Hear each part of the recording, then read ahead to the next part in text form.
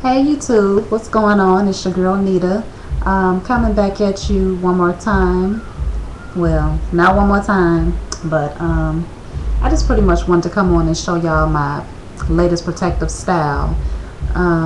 It's very simple. I've gotten a lot of compliments on it, and it's easy. I think it's cute, and it can still be worn as a professional look as well.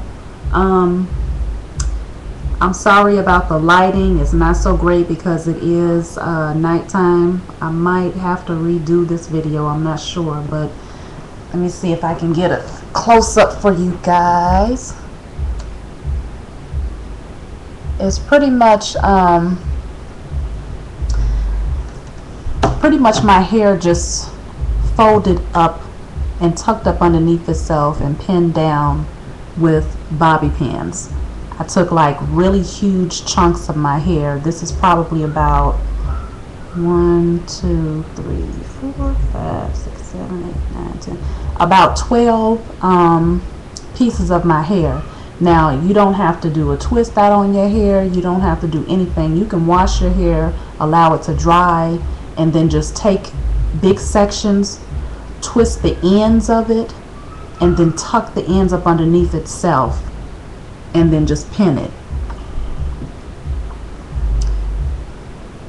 Yeah, I think I might have to redo this video during the daytime and also do a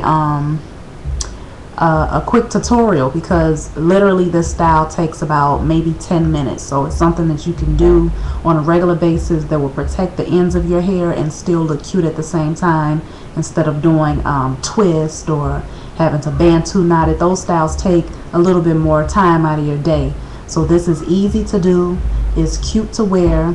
As a matter of fact, right now I'm in cosmetology school, and Mario Tricosi is the owner of the school that I go to, and he's a very well-known hairstylist. He travels the world and teaches classes, and I saw him for the first time yesterday when he came to my school, and out of all the girls there, he pointed me out and he said, "Your hair, I love your hair." He didn't say he liked it, he said he loved it. And I was actually surprised, because yesterday when I got up, I didn't know what I was going to do with my hair. I was like, oh my God, what am I going to do?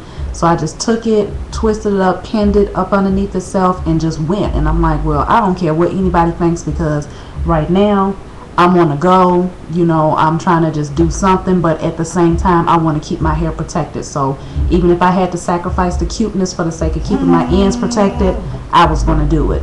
So my greatest motivation right now is this book. Hold on. By Chikoro, Grow It. I carry this book around like it's my Bible. I mean, it's very thin. It's probably about 150 pages, but it's 150 pages of pure knowledge for those of you that are still confused or that still have questions about how you should go about growing your hair, what products you need to use in order to keep it moisturized. She keeps that option open in terms of what product you need to use, because she doesn't want people to get too caught up in brands, or, you know, she doesn't want to give you an opinion on what works for her hair when it may not work for yours, or it might not work for hers but it may work for yours. So she pretty much just tells you, go with what you feel. You know, you have to try different products on your hair, but there is an order in which they are put into the hair, and that's what she explains in terms of using water as a moisturizing factor, using a leave-in conditioner that is water-based, and then sealing it in with any kind of oil, essential oils, you know, whether it be jojoba, castor oil, olive oil. Y'all know what I'm talking about. So this woman, she does it for me. And if you look on the back, you can see that her hair is super long.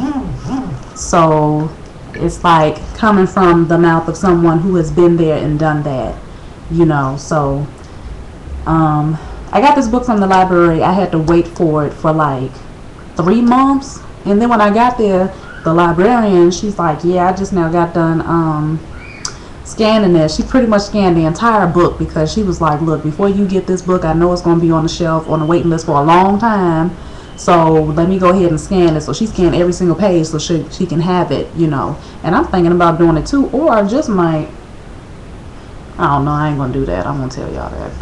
But yeah, this is a good book. So I encourage anybody that's trying to grow their hair, or that just wants healthy hair, get this book. You will get a lot of knowledge from it. Between her and Kim A Tube, I love Kim A Tube because the woman knows her stuff. And I'm so sorry, y'all. That's my phone going off. Anyways, but yeah, this is my protective style.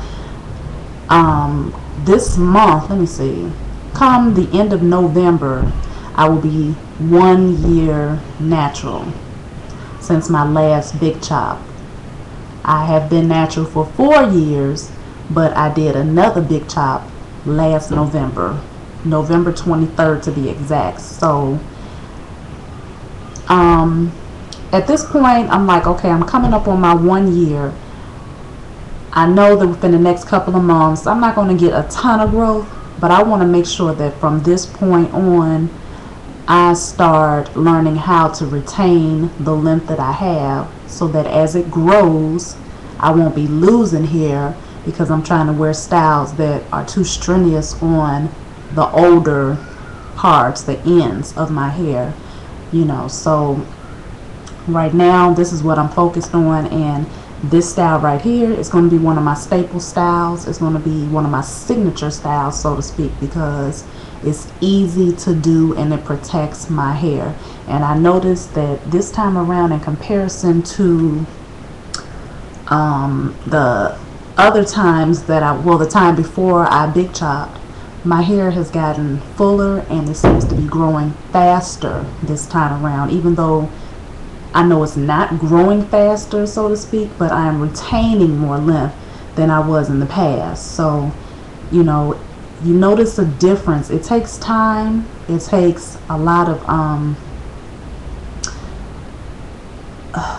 what am I trying to say? Y'all know what I'm trying to say. It takes a lot of patience in order to get to where you're trying to go. But you will be able to see the results over time. And, I think my next video, I will go ahead and show you all a length check of where I'm at now. And I don't know, I think at this point, like, the front comes down to my jawline, the top part comes down to about right here, and the back comes down to about right there.